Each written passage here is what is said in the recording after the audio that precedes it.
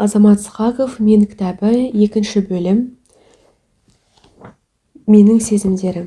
Эмоциялар терезесі туралы не білеміз? Біз өз эмоцияларымызды танымаймыз.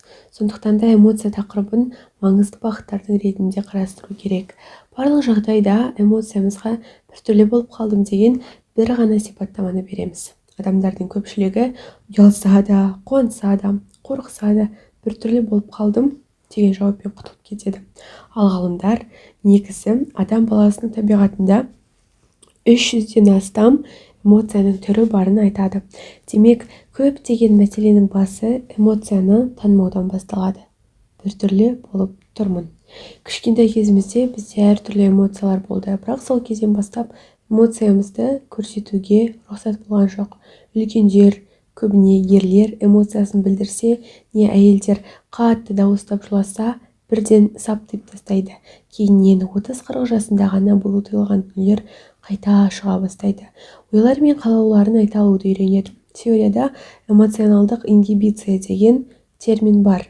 Яғни эмоцияларды жоқ қылып жіберу, оның шығуына рұқсат бермеу.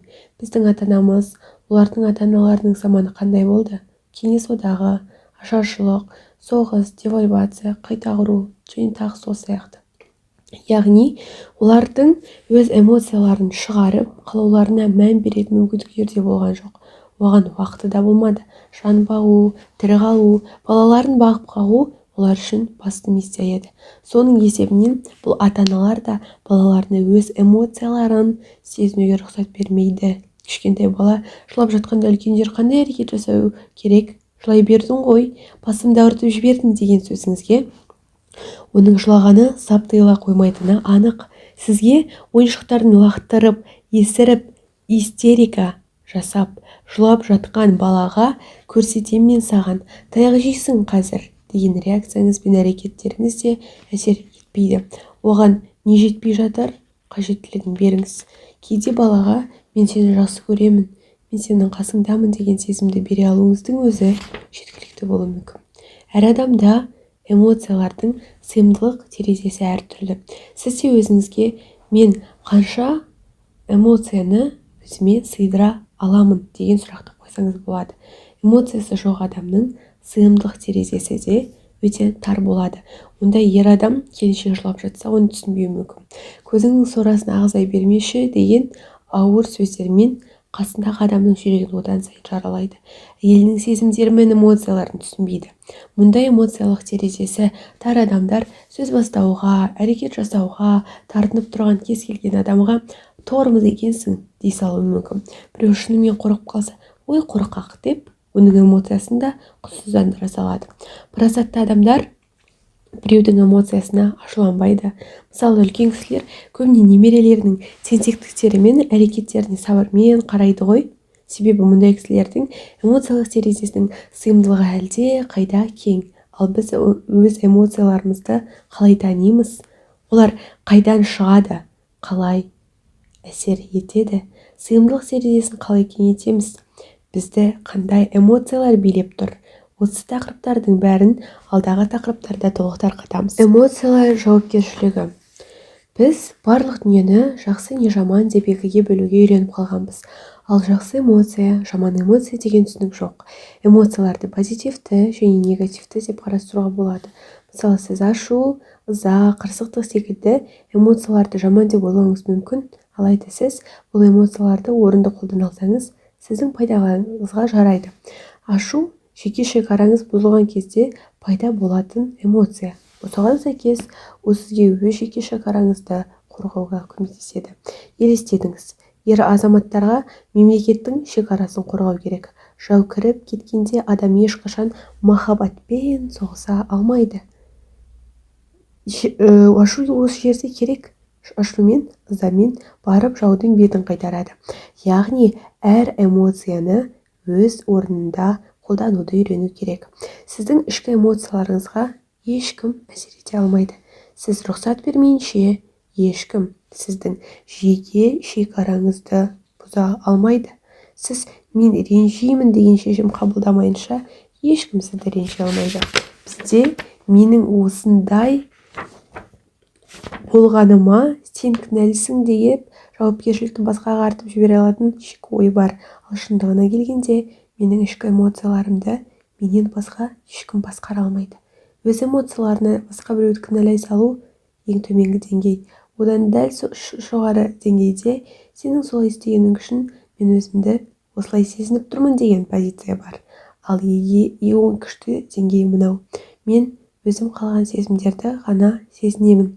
Сен менің сезімдеріме әсер ете алмайсың, мен сенің сезімдеріңе әсер ете алмаймын. Менің сезімдерім менің шешімім. Әрине, сізде өз сезімдеріңізге басқа біреуді кінәлай салатын деңгейде жүрген болуыңыз әбден мүмкін. Ештеңе етпейді. Алдымен өзіңіздің осы деңгейде екеніңізді қабылдаңыз. Сен осылай жасағаның үшін мен саған ренжіп қалдым. Сен болмасаң, мен бақытты болар едім. Сен сол жерде осылай айтқанда, мен ұялып қалмас едім деген айыптаулар осы деңгейдің көрінісі. Бұл негізі баланың ойы. Бүгіннен бастап бұл сөздерді айтпауға, бұл позицияны ауыстыруға тырысып көріңізші. Ең алдымен мынаны түсініңіз: мен эмоцияларды сезе аламын, ол да эмоцияны сезе алады. Оның эмоциясына менің кінәм жоқ. Менің эмоцияма ол әсер етпейді, кінәлі бола алмайды. Өз эмоцияларыңызға жауапкершілік алған кезден бастап, мына өмірді сүру әлде қайда жеңілдейді. Бірде қайғы, бірде мұң. Қайғы адам баласының табиғатында болатын негізгі эмоциялардың бірі. Адам жоғалту және шарасыздық сезімдері туған кезде қайғыру процесіне енеді. Есіңізде болса, қорқыныш эмоциясы кезінде адамда физикалық немесе эмоциялық тұтастығынан айырылу қаупі бар еді. Ал бұл жерде айырылу қаупі туындамайды. Адам тұтастығынан біржола нақты айырылады. Қорқыныш пен қайғының негізгі айырмашылығы осында: мен және менің генім бар адам физикалық не эмоционалды тұтастығынан айырылған кезде мен қайғырамын. Адам болып қойған іспен шындықты мойындамаған кезде қайғырады. Қайғы адамның болған оқиғаны қабылдағысы келмейтіндігін көрсетеді. Әр эмоциясының бірге жеткізгісі келетін ақпараты бар. Сол себептен де қайғы нені жіберу керек екендігі жайлы сигнал береді. Яғни, бір нәрсені жіберум керек, бірақ мен оны жібермей тұрмын. Сондықтан көңілімді мұң торлап, қайғырып жүрмін. Қайғы келгенде өзіңізге нені жіберум керек деген сұрақты қойыңыз. Адам қайғырғанда оның гормондарында да өзгерістер болады. Серотонин мен дофамин гормондары өте аз мөлшерде бөлінеді. Мелатонин мен кортизол гормондары көбірек болады. Сол үшін де адам қайғырған кезде ештеңе істегісі келмейді. Сізде үйден шыққыңыз келмей, көрпені жамылып алып, орныңыздан тұрмай жата бергіңіз келген кездер болған шығар. Міне, бұл сіздің қайғырып жатқан уақыттарыңыздың бірі еді. Себебі кортизол стресс гормоны, ал мелатонин ұйқы гормоны. Шындықты қабылдамай, тұтастығыңызды жоғалтатыныңыз анық болған кезде әрі қарай қозғалғыңыз келмей қалады. Жоғалту сезімі болғаны үшін дене барлық қанды аяқ-қолдарыңыздан алып, дене мен ішкі органдарға жинайды. Осылайша бұлшық ет қамалын жасап алады. Дене тырысып алады да, аяқта, қолда ештеңе істегісі келмейді. Ал қайғы жүрекке ауырлық сала бастайды. Кейіннен қайғыда денеміздегі басқа нейрохимиялық реакциялар сияқты уақыт өте басылады. Дене өз балансына келіп, қалпына түседі. Ол үшін ең алдымен қайғы эмоциясы бойды билеп алғанда нені жіберу керек екенін түсіну керек. Бұл эмоциямен жұмыс істеу үшін дәл қазір 5-ші тапсырманы орындаңыз. Досыңыз сіз күтпеген әрекет жасады делік. Сіз мұны сатқындыққа балап тұрсыз. Ренжіп, қайғырып, стресске түсіп кеткендігіңізді байқамай да қалдыңыз. Бұл жағдайдан шығуға бір ғана сұрақ көмектеседі: маған нені жіберу керек? Өзіңізге осы сұрақты қойыңыз. Кейін ол бұлай жасамауы керек деген ойдан арылыңыз. Қайғы басқан кезеңдерде өзіңіздің шарасыздығыңызды мойындаңыз. Бірақ менде шексіз мейірімді жаратушы ием бар деген сезім көмектесері анық. Өмірде сіз әсер ете алмайтын дүниелер бар екенін, бірақ біздің өмірімізде болып жатқан әр істің түбінде бір хайыры бар екенін түсіну қайғыңызды жеңілдетіп, көңіліңіздегі мұңды сейілтеді.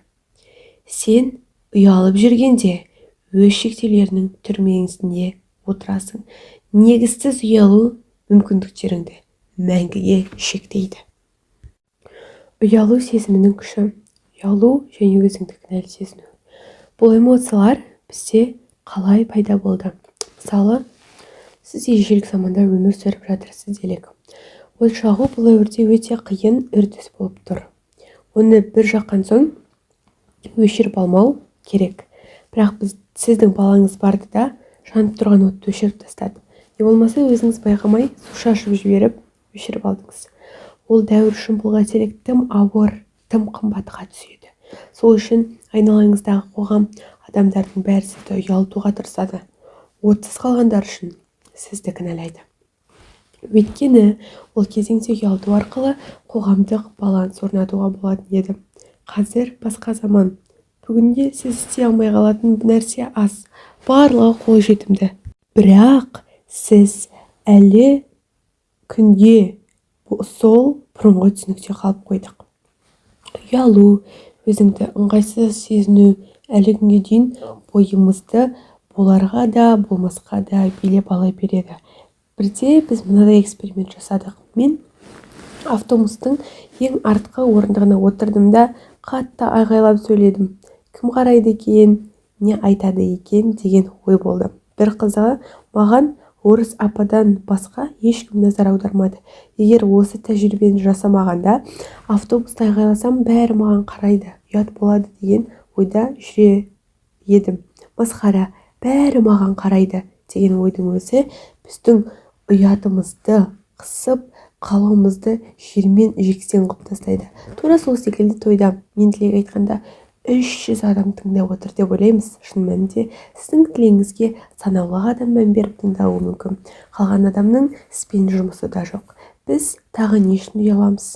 Екінші себебі де бар. Өзіміз сенетін нормаларға сәйкес келмегенде және басқалардың бізден күткені болмаған кезде ұят сезімі келіп қысады. Бұл норма әр адам үшін әртүрлі. Мысалы, біреу үшін ресторанда мұрнын сүрту ұят болып саналса, екінші адам үшін дым да ұят болмауы мүмкін. Кім қалай үйренеді, солай әрекет етеді. Біз басқалардың бізден күткен нормасына сай болмағанымыз үшін ұяламыз. Ұялу адамның іштей сынық екенінің көрінісі. Менің бірдеңем дұрыс емес деген сенімдегі адам ғана ұялады. Ұялу сезімі біздің болмысымызға байланысты. Ал кінәлі сезіну өзімізге емес, әрекетімізге байланысты. Бір істі жасайсыз, соған өзіңізді кінәлі сезінесіз. Кінәлі сезіну мен ұялу қорқыныш, ашу және адамның өзінен көңілі қалуынан шығады. Бұл сезімдер жан дүниемізде және бет әлпетімізде көрініс табады. Іште қобалжып, бетіміз қызарады. Бұл сезімдер адамды әрекетсіз қалдырады. Үндемей жоқ болып кеткің келетін кездер болады. Яғни бойды жеке әлсіздік сезім билейді. Әрі бұл сезімдер топтық қысым, басқару және гармония қалыптастыру құралы ретінде саналады. Топ болып қысым көрсетіп, қазірдің өзінде біз көп нәрсені ұят болады мен ұстап отырмыз. Мұсылман болғандықтан көбіне дінге әкелдіреміз, байланыстырамыз. Діни және қоғамдық нормалар бойынша жүреміз, өмір сүреміз. Егер иман жоқ болса, тек ұят сезім арқылы басқаруға да болатын еді. Әр эмоция сізге бір нәрсені айтқысы, түсіндіргісі, жеткізгісі келеді. Біз соны түсініп сабақ алсаңыз, бұл сізге пайдалы эмоция болмақ. Ал ұялу және өзіңді кінәлі сезіну сенімдері бізге не айтқысы келеді? Бұл гармония мен баланстың бұзылғандығы туралы қалған дабыл.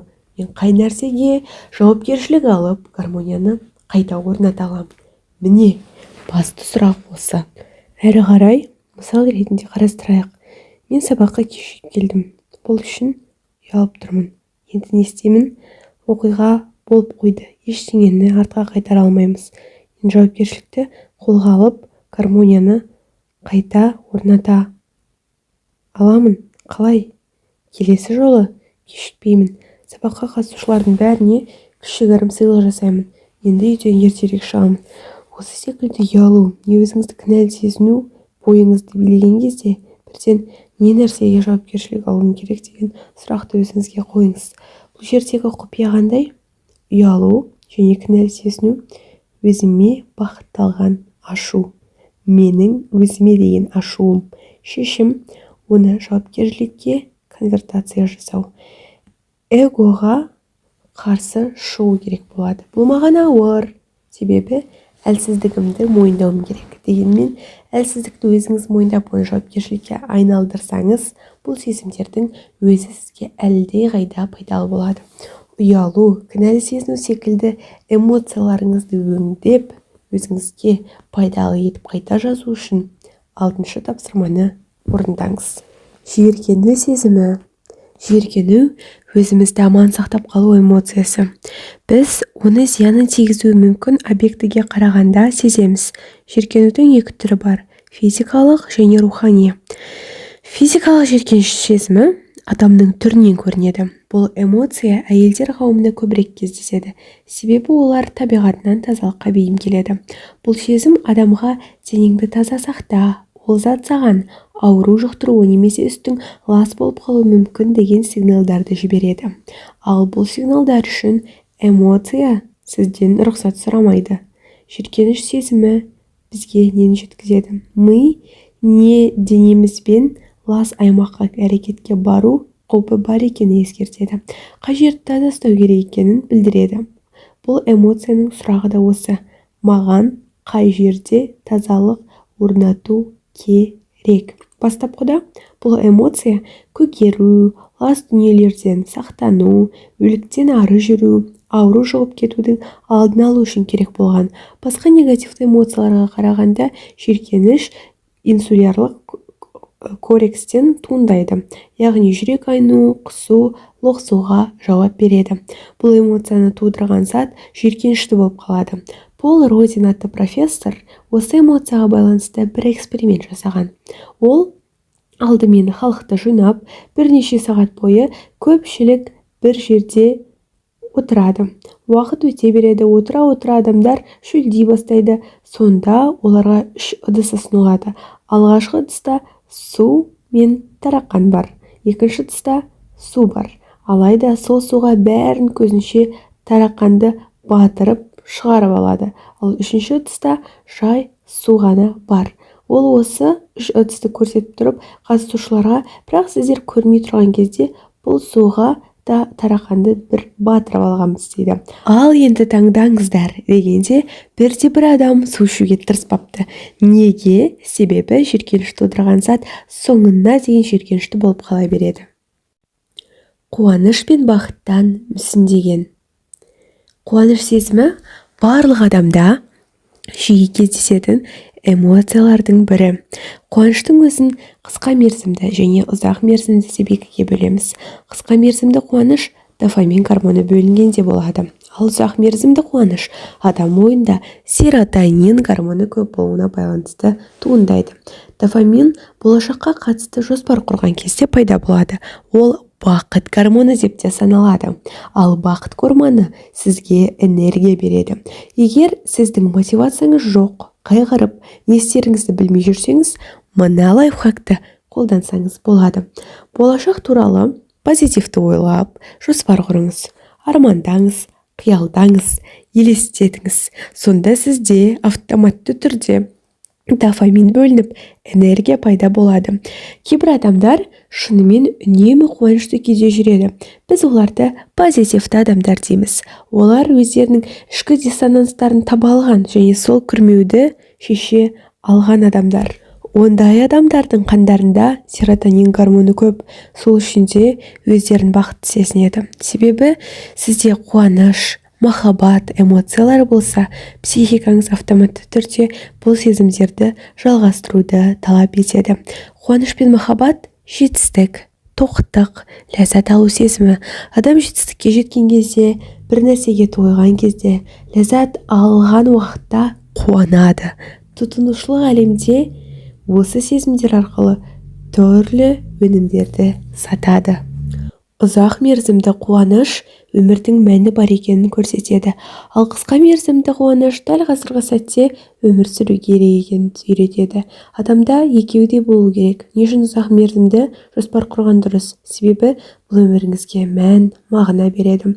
Бұл эмоцияның сұрағы: шынымен өзіңді жақсы көрсең, қандай қадамдар жасар едің? Адам бойындағы негізгі эмоциялардың тағы бірі ретінде қызығу және таңдану эмоцияларында қарастырамыз. Бұл сезім бойын билегенде адамда норадреналин және дофамин бөлінеді. Екеуі де бақыт гормондарының қатарына жатады. Қызығуда уақыт бар, ал таңқалу тез бейімделуді талап етеді. Мысалы, мен боксқа қызығып бірнеше жыл айналысамын, ал таңқалсам тез бейімделемін. Қызығу үлкен жетістіктерге жол ашады. Екі эмоция да адамның санасында көрініс тауып, көзінен бірден байқалады. Сондай-ақ бұл эмоциялар ішкі дауыс пен шын қызығушылықты білдіреді. Қызыққан бақытқа қарай әрекет етуге іште ерекше күш пайда болады. Адам оны істей бергісі келеді. Анализ нақты болса, бұл эмоция да бізге пайдалы болады деген сөз. Эмоцияның құпиясы: назарыңыз ауған жаққа энергияда жұмсалады. Бұл өзгермейтін философия. Назарыңыз негативте болса, энергия ағымы да солай қарай кетеді. Бағытыңыз позитив пен артықшылыққа ауса, энергия позитивте болады. Сол үшін де шүкіршілік дәптерін жүргізетін әдет қалыптастыру керек. Ұзақ мерзімді фокус әрқашан жетістікке алып келеді. Ал нәтиже тез болмай жатқанда адам сынып кетпеуді үйренуі керек. Бұл тақырыпты бекіту үшін 7-ші тапсырманы орындаңыз. Қорқыныш пен ашу. Эмоция мидың тарапынан денеге берілетін бұйрық. Ми гормондардың бөлінуін талап етеді, ал гормондар бөлінген соң өзіңізді басқаруы қиынға соғады. Реакцияларыңыз жылдам болып кетеді, яғни сіз ұшақ болсаңыз, эмоция ұшқыш. Ана құрсағынан берілетін базалық эмоциялардың бірі қорқыныш. Бұл эмоция бойыңызда болмаса, 9-шы қабаттан ойланбастан секіріп кетесіз. Қызық қуып, жыланды тістеп көруіңіз мүмкін. Қолыңызға пышақ алып аңдарға қарсы шабуылдайтын шығарсыз. Қорқыныш эмоциясынсыз жағдайымыз қиын болар еді. Яғни белгілі бір дүниелерден қорқуымыз керек, бірақ қай кезде қашан қорқу керектігінің ара жігін ажыратып алғанымыз дұрыс. Тойда тілек айтып жатырсыз делік. Қобалжығаннан сөздеріңіз шатасып, тілегіңіз байланыспай бара жатыр. Сіз бірден қорқып кетесіз, денеңіз адреналин мен кортизол гормондарын бөледі. 3 секундтың ішінде денедегі күштің бәрі аяққа қарай жиналады. Қауіп төнгенде қаша алуыңыз үшін ағзаңыз дереу қамданып жатыр. Тілек айтып тұрып, қазір қашып кетер болсаңыз, қатты жүгірер едіңіз. Иттен қашқанда әдеттегіден жылдам жүгіріп, аяқтағы күшіңіз 4 есе күшейіп кететіндігінің себебі осында. Қанның 80% аяққа кетіп қалғандықтан басыңыз істемей қалады. Асқазаныңыз стресс сезініп, тамағыңыз да дірілдеп тұр. Амигдала мидың қауіпсіздікке жауап беретін бөлігі. Ол кортизол және адреналин гормондары арқылы нерв жүйесін іске қосады. Кейбір адамдардың миында амигдала бөлігі нормадан үлкейіп кетеді. Кішкентай кезінде көп таяқ жеп, физикалық тұрғыда соққыларға ұшырағаны үшін амигдала бөлігі үлкенірек болады, әрі қаттырақ жұмыс істейді. Сондықтан да адам аяқ астынан тілі күрмеліп, жоқ жерден миы істемей аптырап қалуы мүмкін. Қорқынышты сезінген бойда пульс пен демалу жылдамдығы артылады, қан қысымы көтеріледі, церебралды кортекс өшеді. Префронталды кортекс және гиппокамп стресс режимінде жұмыс істей бастайды. Адам бірден терлеп кетеді. Осының бәрі сіз қорыққан кезде денеңізде бар болғаны 3 секундта болып жататын дүниелер. Қорқыныш бізге не дейді?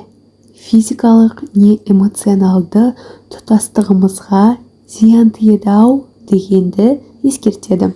Бұл эмоция сізді әрекетсіздікке алып келеді. Тез арада шешім қабылдауды талап етеді. Автоматты түрде үш стратегияның бірін таңдайсыз: ұру, қашу, қатып қалу. Егер ағза нақты өлетінін білсе, қорқыныш сезімі де, ауру сезімі де болмайды. Мысалы, біреу қайтыс болар кезде қатты қиналып жатса, талып қалады. Адам өзіне зиян келтіріп, өте көп энергия құрта бастаған кезде ми бізді өшіріп тастайды. Қатты ауыр соққы алған кезде де талып қаламыз. Өткен ағза бір сәтте ол соққыға шыдамайды. Сол үшін қайта қалыпқа келуге уақыт беріліп, адамды өшіріп тастайды. Кейде кинода кейіпкерлер болмайтын жерде құлап қалып, аяғынан күш кетіп, еңбектеп қалып жатады. Тұрда жүгірсеңші деген пікірді экранның арғы жағынан айту біз үшін оп-оңай. Дегенмен ол сондай жағдайда болады. Аяқ-қолымызды, денемізді аман сақтап қалайық деген мақсатта организм әлсіреп, қимылдай алмай тұрады. Бұлай айтқанда, аяқты өшіре салады. Екі аяғыңды да баса алмай қаласың. Қорқыныш қандай жағдайларда пайда болады? Жаңа және танымайтын контекстке түскенде. Сіз офлайн курсқа бардыңыз. Есіктен кірген бойда өзіңізді ыңғайсыз сезінесіз. Көзіңізбен таныс адамдарды, жайлы орынды іздей бастайсыз. Вербалды немесе вербалды емес шабуыл сезгенде. Вербалды дегеніміз біреу айқайлап жатқанда қорқуыңыз, ал вербалды емес шабуылға сізді ұрып жатқандағы қорқынышыңызды жатқыза аламыз. Таныс емес объект. Таныс емес дауыс жақындағанда. Тас дәуірінде топтан шығып қалған адамның өлу қалу қаупі 99,9% еді. Жалғыз қалу қорқынышы сол кезден қалған. Ал қазір қазақтар үшін жалғыз қалу ықтималдылығы тым төмен. Отбасы мүшелері, туған-туыс, дос-жаран, әріптестер, көршілер бүгінде өміріміздің ажырамас бөлігі. Ресурс жоғалту қаупі туындағанда, сіздің жаныңыздағы адамдаға қауіп төнсе, сізде қорқасыз. Қорқыныштың үш түрі бар. Бірінші, үлкен топтың ішінде баланы жоғалтып алу қорқынышы. Мысалы, базарда көпшіліктің арасында жүргенде бойыңызды билейді. Екінші, примитивті қорқыныш. Қатты дауыстан, жоқ жерден, мылтықтың атылғанынан, жылан жақындап келе жатқанынан қорқу. Үшінші, негізсіз қорқыныш, яғни өзіңіз ойлап тапқан қорқыныш. Былайша айтқанда, көлеңкеден де қорқу. Сахнада сөйлеудің сізге айтарлықтай физикалық зияны жоқ, бірақ сіз өзіңіздің ойыңызбен, фантазияңызбен сахнаға шығудан еш себепсіз қорқа бересіз. Бәрі дайын болса, алдын ала дайындық жасаған болсаңыз, қорқатын ештеңе жоқ. Қорқыныштардан қалай құтыламыз? Миымызға жазылып қалған дүниелердің орнына жаңа ақпарат орнату керек. Эмоциялық, физикалық тұрғыда қауіп жоқ екенін, қорқыныштың негізсіз екенін өзімізге түсіндіру өте маңызды. Миға әрқашан жаңа ойлар жазып, миды сендіру қажет. Кей адамдар кәсіп ашуға қорқып жүр, ал бір адамдардың бірнеше бизнесі бар. Олардың айырмашылығы мидағы бағдарламада ғана. Қорқыныштарының негізсіз екеніне миын сендіргендіктен екі-үш кәсіптің негізін қалап, ісін дөңгелетіп отыр. Бұрын істеп көрмеген нәрсені бір рет жасағаннан кейін миымызда қорқыныш сейіледі. Болады екен ғой, түкте қиындығы жоқ деген ой келеді. Қорқынышыңыздың негізсіз екенін түсінесіз. Мысалы, бірінші рет көлік айдаған кезде барлық адамда қорқыныш болады. Бірнеше рет айдап, миыңыз үйренген соң қорқынышыңыз да сейіле бастайды. Кейін мүлде қорықпай айдап кете бересіз. Дәл қазір жасауға, бастауға қорқып жүрген 7 мәселені жазыңызшы. Осы қорқыныштардың әрбірімен жеке жұмыс істеңіз. Сол қорқып, бірақ қалап жүрген дүниені жасасаңыз, ең нашар нәтиже қандай болуы мүмкін екенін анықтаңыз. Енді сол сіз қорыққан нәтиже болды деп есептеп сезініп көріңіз. Шын мәнінде қорқынышты ма екен? Ал оны болдырмаудың қандай жолдары бар? Өзіңізге сұрақ қоя отырып, ертең әрекетке көшіңіз. Барлық негативті эмоциялар амигдалада біз сезбей тұрып пайда болады.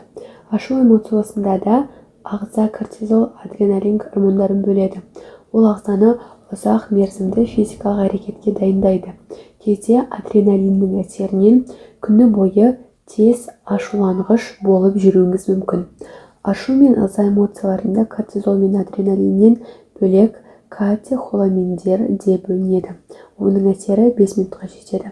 5 минуттың ішінде адам шешім қабылдамаса, арты қорқынышқа айналып кетеді. Мысалы, кейде қатты ашуланып бәрін қырып жоюға дайын болып тұрасыз. 5 минут өткен соң ашуыңыз басылып, қойшы қайтемін деп ақылға келе бастайсыз. Катехоламиндердің күші біткен соң ашуыңыз тарқайды. Күнделікті таңертең дұрыс ояна білудің маңызы зор. Ұйқыдан тұра сала қолыңызға телефон алып, негативті жаңалық оқуыңыз мүмкін. Ал негативті жаңалықтың әсеріне ағзаңызда бірден адреналин бөледі.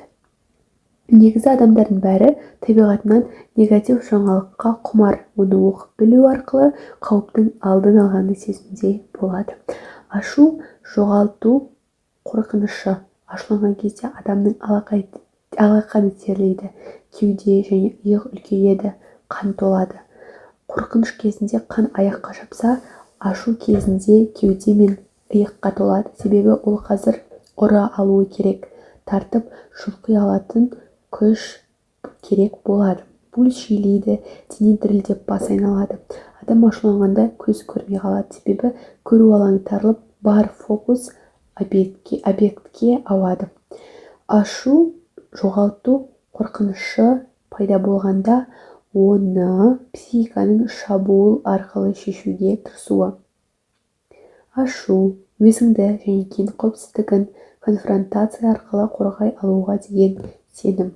Ашу сенің оқиғадан мықты екеніңе деген сенім.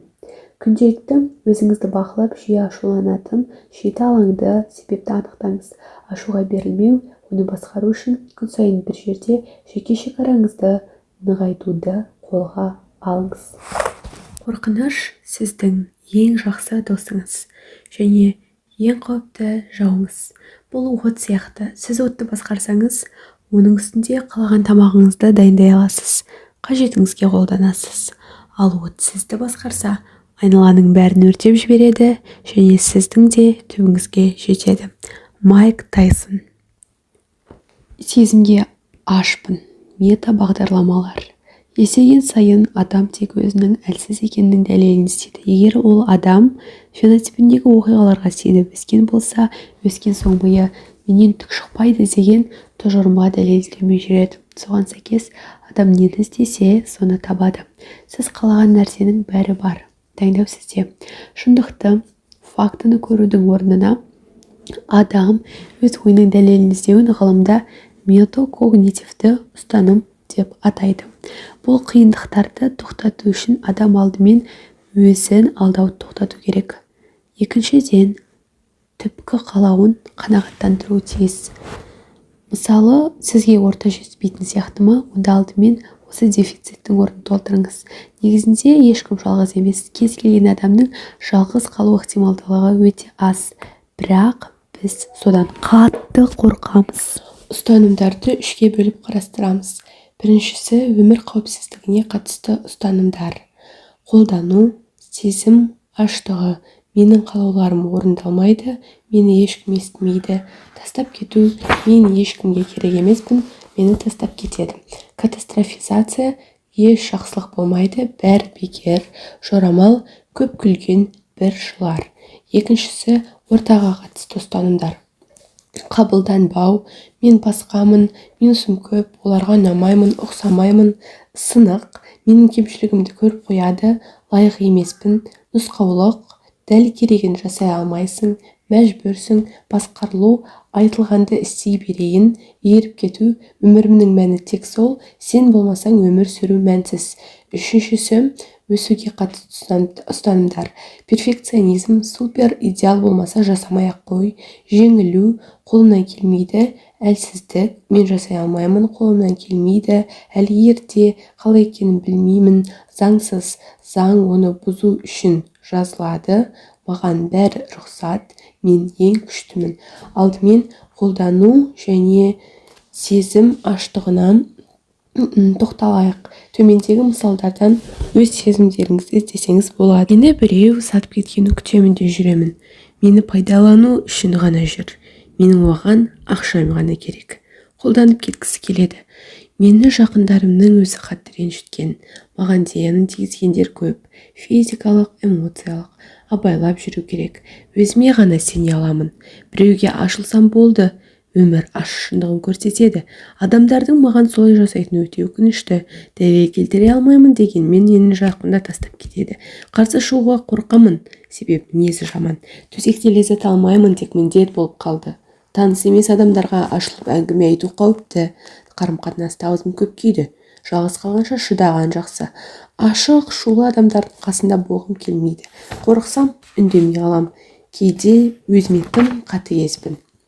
Бұл ұстанымдардың көрсеткіштері қандай? Осы көрсеткіштер бойынан табылатын адамдар қандай болады? Олар алдымен тым қызғаншақ келеді. Ешкімге сенбейді. Әрекеттерін тек негативке балайды. Ең жақындарына да сенімсіз болып жүреді. Жақын араласудан, жақын болып кетуден қорқады. Өз кемшілігін мойындай алмайды. Қарым-қатынас құру тым қиынға соғады. Басқаларға абьюзерлік жасап, өтірік айта салады. Ал қандай сезімдер кездеседі? Базалық сезім қорқыныш пен ыза.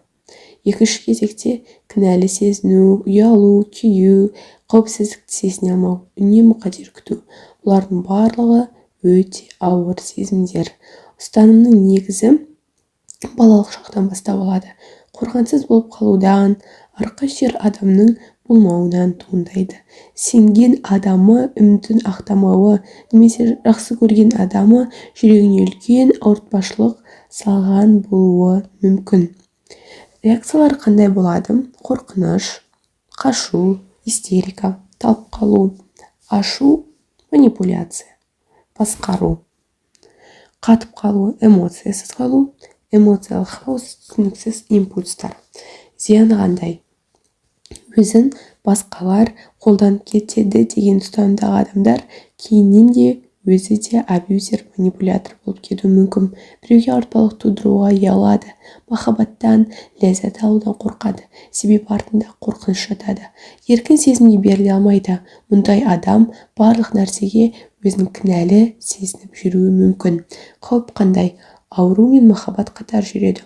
Ол өміріне дұрыс емес адамдар тартады. Себебі миы соған үйреніп қалған. Адам негізінде өзі көріп жүрген, миы сіңірген программамен ғана жүреді. Ми соған ғана рұқсат береді. Яғни мидың өзі бақытты боламын-ау деген адамның қарағанда таныс адамды таңдауды жөн көреді. Қарым-қатынаста қауіп қандай? Мұндай ұстанымдағы адамдар қандай адамнан қашу керек? Алдымен тез ашуланатын, барлық жағдайға басқаларды кінәлайтын жаннан аулақ жүру керек. Сізді басқа адамдардың көзінше мазақ ете алатын, түрлі темекі, тары, арақ, құмар, ойын секілді тәуелділіктер бар адамнан қашыңыз. Қатыгездеу, көзге шөп салуға бейім адамдармен де қарым-қатынас құрмаңыз. Сезім, эмоция аштығы. Бұл аштықты сезінетін адамдар не дейді? Жақындарым маған сезімдерін білдірмейді. Мені ешкім түсінбейді. Маған адамдардың көңіл бөлгенін қалаймын. Жақындық жетіспейді. Жігітім, қызым мені түсінбейді. Не қалайтынымды айтпаймын, өзі табуы керек. Ұстаным ерекшеліктері қандай? Өз қалауларын айтпайды. Сезімдерін жасырады. Агрессия бар. Менің өзімді жаман сезінуіме ол кінәлі деп жауапкершілікті біреуге сұрады. Өзін жалғыз сезінеді. Бұл ұстанымның сезімдері де қызық. Эмоционалды аштық, қуысқа тығылу, не жетіспейтінін түсінбеу, жалғыздық, қайғы. Ал эмоция аштығы қайдан пайда болады? Ата-ананың жеткіліксіз көңіл бөлуінен. Назар аударту үшін эмоция көрсету керек. Эмоцияның пайдасы жоқ деген ойдан мән берілгендіктен. Әдетте бұл ана образынан бастау алады. Әлдилемеді, тыныштандырмады, қасыма келмеді, әкеден қорғамады, маңыздылығын жеткізбеді, эмоция көрсетпеді. Реакциясы қандай болады? Қорқыныш, қалағанын істеу, ашу, доминация, қатып қалу, сезімді мойындамау. Зиян тұстарына тоқталар болсақ, алдымен қарым-қатынаста үнемі сезімге, эмоцияға аш болады. Жақындарына тым қатал болып келеді. Сезімдерін мойындамайды, көбіне үнсіздікті таңдайды. Егер сіз осындай адам болсаңыз, қандай қарым-қатынастан қашқаныңыз дұрыс? Сізді тыңдамайтын, өміріңізде не болып жатқанына қызықпайтын, қалауларыңызды сезбейтін, не болып жатқанын түсінбейтін, тек алушы позициясында жүретін, ауыр күндерде қасыңыздан табылмайтын адамдардан аулақ жүргеніңіз жөн. Егер де бұл аудиокітап сіз үшін пайдалы болса, тағы да басқа адамдарға пайдалы болу үшін, көп адам көру үшін бізге тіркеліп, лайк басып өтіңіз. Әрі өзіңіздің жүрек жыртық пікіріңіз бен инсайттарыңыз төменге жазып өтсеңіз, қуанып қаламын. Бұл менің сезімдерім не деген екінші бөлімнің тек бір жартысы ғана болады. Егер де бұл видеолар сізге ұнап, сіздер белсенділік танытатын болсаңыздар, біз бұның ары қарайғы жалғасында салатын боламыз. Мен сіздерге сәттілік тілеймін. Келесі видеода көріскенше.